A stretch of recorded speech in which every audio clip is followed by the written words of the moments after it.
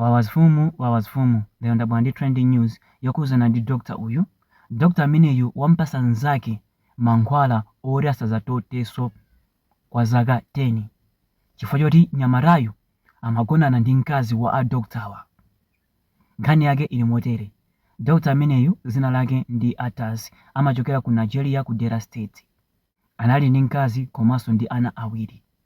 Mu chaka cha 2024 anamugwira mkazi wawo ndi mameseji achibwenzi. Panali pa 18 February 2024. Atamugwira mkazi uja anamuza ndipase foni yako. Mkazi uja anapeka foni. Anaona chati, anaona zakuti anthu aja akhala kukumana kawirikawiri. Iwo aja akapita kuntchito, mkazi wawo uja amachokanso amapita ku lodge kumakanjoya ndi mnyamata uja. Dokta aja anapanga forward mapicture a mnyamata uja ku foni yawo ndikuwasunga.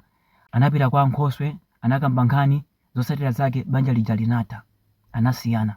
Ndamakhala kuyambira mu chaka cha 2024 mpaka na mu chaka cha 2026. Ndi mwezi watha akuti mnyamata amene ankapanga chibwezi ndi dokta uja anamva kuzizira.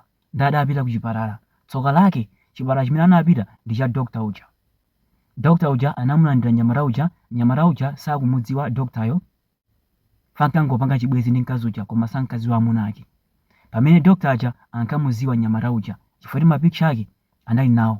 Monga mukudziwa munthu wakulakwirani amayiwala, koma iweyo wolakwiridwa sumayiwala. Ndi mapicture a mnyamata uja doktawa ankawasunga. Ndatafika ku chipatala kuja, dokta uja anamuzindikira. Anamfunsa mnyamata uja adwala chani, ndivozizira zindizi. Anampasa mankhwala akuzizira.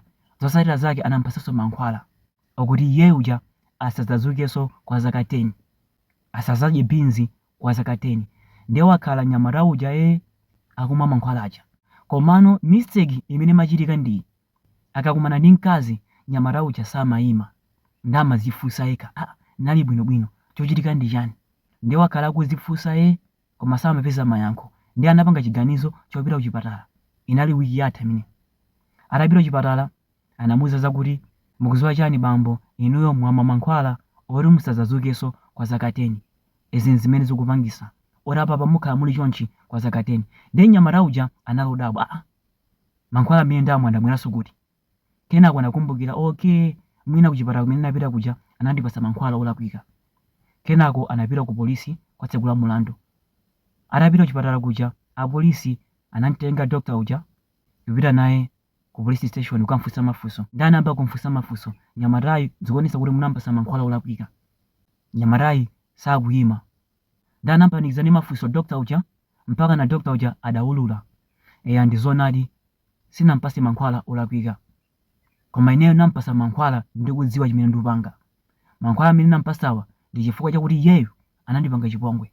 Iyeyu amagonana ndi mkazi wanga ndipo banja langa linatha chifukwa cha iyeyu.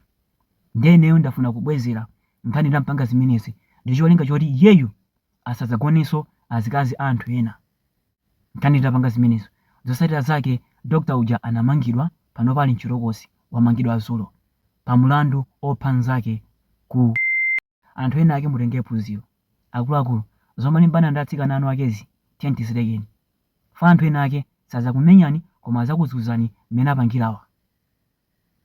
Tangoganizani kwa zaka 10 ndikuti apopo basi palibe chabwino. ZDP zabwino palibe.